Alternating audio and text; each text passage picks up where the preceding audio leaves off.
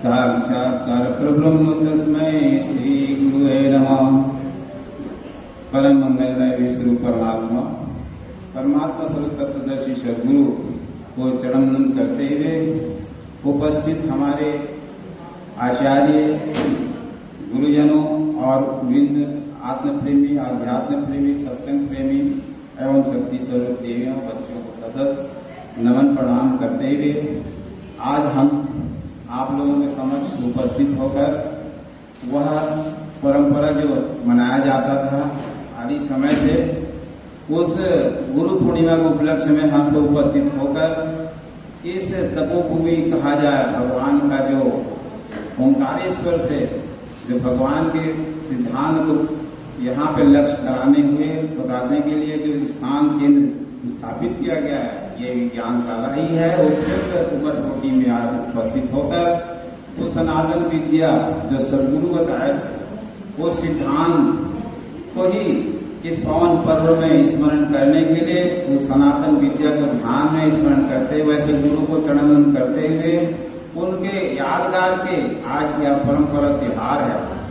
जो गुरु हमें जो बता के गए हैं और जो ज्ञान हमें जो दिए हैं उस ज्ञान को आचरण में लेने के लिए ही यही परंपरा प्राप्त ये चला। जिस ज्ञान को भगवान गीता में भी कहा मैंने यह योग आदि में सूर्य से कहा, मैंने ने कौन? विष्णु परमात्मा ने।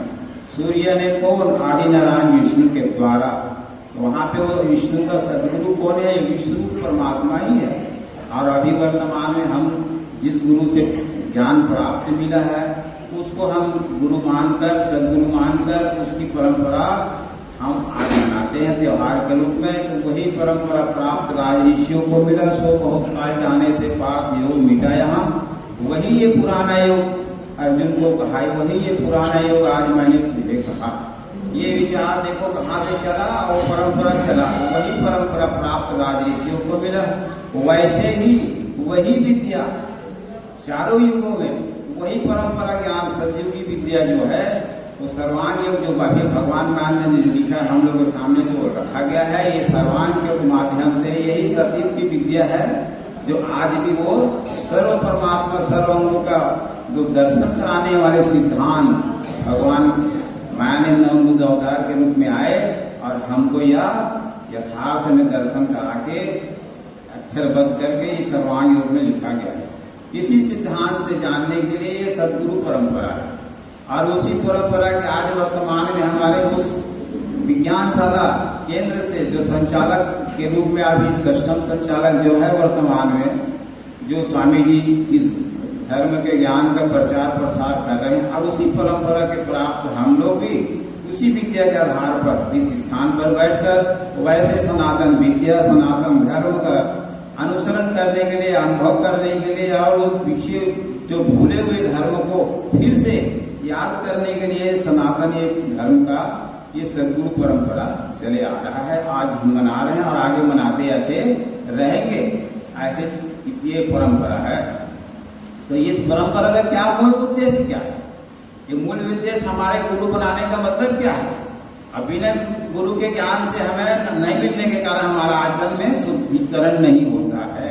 इसीलिए हम जब जन्म होते हैं तो हमारे प्रथम गुरु कौन है? माता पिता है। क्यों? माता पिता जन्मदाता भी है और पहला गुरु तो वही है। उससे जब आगे बढ़ते हैं तो हमें कहाँ जाते हैं? गुरुकुल में शिक्षा अध्ययन करने के लिए गुरुजनों के विद्यापीठ में जाते हैं। वहाँ पे क्या ज्ञान मिलेगा? आचरण करने शिक्षा का ज्ञान, अक्षर का बोध, अक्षर बोध बताया जाता है और पढ़ने सीखने की और वही उसी अक्षर के ज्ञान से ही आचरण लेने के लिए शिक्षण अध्ययन करने के लिए हम गुरुकुल में जाते हैं जो विद्यापीठ के। अब उसके जीवन यापन का अंतिम नहीं होता है। फिर वहाँ फिर उससे भी ऐसे हमारे अब पूर्वज लोग जो गुरु है कानपुर का गुरु भी होता है, वो भी गुरु है, उसको भी मानना पड़ता है। हमारे पूर्वज लोग मानते आ रहे हैं और हम भी मना रहे हैं। कान पुकारो तभी मोक्ष होगा, मुक्ति पाओगे। तो वैसे गुरु के भी संग हमें लेना पड़ता है। ये देखो परंपरा आ रहा है। जैसे जैसे हम आगे बढ़ते गए वैसे वैसे हमें गुरुओं का सहयोग मिलते गया। लेकिन वहाँ तक क्या ये जीव कहता है गुरु ने तो मंत्र कान तो फूंक दिए, लेकिन यथार्थ में हमारा मूल उद्देश्य क्या था? निज मूल स्वरूप का ज्ञान होना, बड़े भाग से मिला है इस देह को। ईश्वर की कृपा है जिसने पिंड स्वरूप हमें दिया है। और दिया किस लिए है? निज मूल का ज्ञान करना, मूल वस्तु का ध्यान होना, अपने मूल स्वरूप का ज्ञान होना, तभी ये जीव संशय से मुक्त होगा। या अन्यथा ये अनेक प्रकार के दुख सुख, अनेक प्रकार के विषय वासना से लिप्त होकर अनेक उलझन में फंसे हुए दिखता है और इसी कारण आवागमन चक्र में ये जीव फंसा रहता है। तो ऐसे संशय मुक्त से कराने के लिए वो परम तत्व को बताने वाले वो फिर कौन से गुरु मिलेंगे? सदगुरु मिले।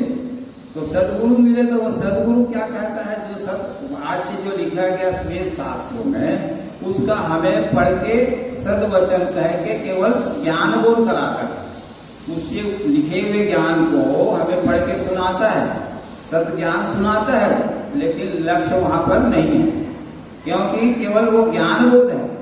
अब इसके आगे और जाना पड़ेगा। सदगुरु, तत्वदर्शी सदगुरु, तत्वदर्शी सदगुरु जो है वो उस विचार को शब्द से कहता है। रचना शब्द की सारी पांचों को बता रही, पांचों को बता शब्द के माध्यम से इस सर्वांग योग में लिखा है। जो रचना है, सृष्टि का रचना है, विराट का रचना है, परमात्मा की सृष्टि की रचना। जैसे एक इस वस्तु में रचना है 5 का, वैसे ही देह का रचना है, ऐसे हमने विराट का रचना है। ये रचना शब्द के माध्यम से जो 5 इंद्रियों से हमें यह लखाता है, यही विज्ञान बोध है। जैसे कहता लिखा इसमें शब्द है स्थायी, ये ज्ञान है, पढ़ रहा हूं मैं, मुंह से बोल रहा हूं, है स्थायी। बजा के जब तक क्रिया नहीं करोगे तब तक इसका यथार्थ बोध नहीं होगा, यही विज्ञान है। ये बात को इसमें लिखा गया है। तो उसको जानने के लिए ये योग युक्ति है, ये सिद्धांत है। ऐसे बताने वाले तत्वदर्शी सदगुरु अगर मिल गए तो हमें वो बोध होने लगता है, अनुभव आने लगता है। यही अनुभव का क्रिया है। इसीलिए अनुभव के लिए ये वस्तुनिष्ठान रखना पड़ा। भगवान कहते हैं इसी बात को, बतासे अपने आगे रखना। क्यों रखना? ध्यान के हेतु से। किसी भी शब्द का आधार कहाँ जाएगा? वो लक्ष्य सिद्धांत जो है वस्तु में, स्वरूप में। ये विधि विधान है। ऐसा जानने से हमें ये निश्चयार्थ होगा, अर्थ सहित ध्यान में आ जाए। तो यही बात को तो कह रहा, अब ये ध्यान में बैठे संपूर्ण इस हेतु से। हेतु क्या है? लक्ष्य में आने के बाद उसका ध्यान पक्का हो जाता है। अब किसी वस्तु पदार्थ को हम केवल नाम ही सुना है, ध्यान देखे नहीं है, तो कैसे ध्यान किया जाए? इसीलिए वो चराचर रूप में परमात्मा का जो अंगों से 8 अंगों से व्याप्त है, सर्वव्यापी परमात्मा, सर्वांग जिसको कहते हैं, सर्वांगों से सब जगह रहने वाला, उन 8 अंगों को जानने के लिए यही जीवात्मा ये पिंड शरीर में साधन लेके आया है। वो साधन भी हमारे साथ है और साध्य वस्तु भी हमारे सामने रखा, लेकिन वो जानने और देखने की सिद्धांत नहीं होने के कारण हम उसको देखते हुए इसी कहा है, यही तत्पद है दृश्य विराट, इस नाम से सबको दिखता है। क्या नहीं दिखता है? जन्म से हम देख रहे हैं, दिख रहा है, लेकिन यथार्थ में जानते नहीं। ये नहीं जानने के कारण हम उससे और हमारा उससे व्यवहार में त्रुटियां होता है, जिससे क्या होता है? हमें शोक होता है, अनेक प्रकार के दुख परिणाम से हमें निपटना या झेलना पड़ता है कि नहीं जानने का। जानने के बाद फिर यथार्थ सेवा होने लगता है। यही यथार्थ को जानने के लिए निजमूल स्वरूप का वस्तु में त्रिपुटी देखे। क्या त्रिपुटी देखे? भगवान कहता है स्वरूप वस्तु का देखो, देखा सो छल जाना। 1 फुट हो गया, भरी है मध्य में इसके वे वस्तु में अक्षर ब्रह्म मिठास, 2 हो गए। और दोनों का लय स्थान क्या? नाम शक्कर जो है वो पुरुषोत्तम। ये ऐसे हमने 3 फुट देखे। बिना 3 फुटी किए किसी वस्तु का प्राप्ति नहीं हो सकता। कोई भी काम करते हैं 3 तीनों की जरूरत पड़ता है। पहले कर्ता होना चाहिए, उसके बाद क्रिया, करने के बाद पदार्थ की भी जरूरत है ना, तभी वो सिद्धि यानी प्राप्ति होगी। ये सिद्धांत बता दिए। अब सिद्धांत बताने के बाद हमें जानकर करना क्या है? उस सिद्धांत से चलना है। जैसे हम बोलते हैं, जैसे जैसे ये पुस्तक में लिखा है वैसे ही अनुभव करना है। तो ये अनुभव की सिद्धांत है, यही सर्वांग योग। जैसे जैसे इसमें लिखा गया है उसी युक्ति से प्रयोग करना है। प्रयोग करना ही यही योग है। योग ने मिलान करना, इंद्रियां हमारे पास भी है, ये वस्तु में तत्व भाव से विराजमान है। यही तो योग करना ने मिलान करना, यही सदगुरु के दिए हुआ ये सिद्धांत है। ऐसे सदगुरु को बताए हुए को सस्तम नमन करना चाहिए कि ये जीव बड़े भाग से यह से सदगुरु मिल गए इस जन्म में।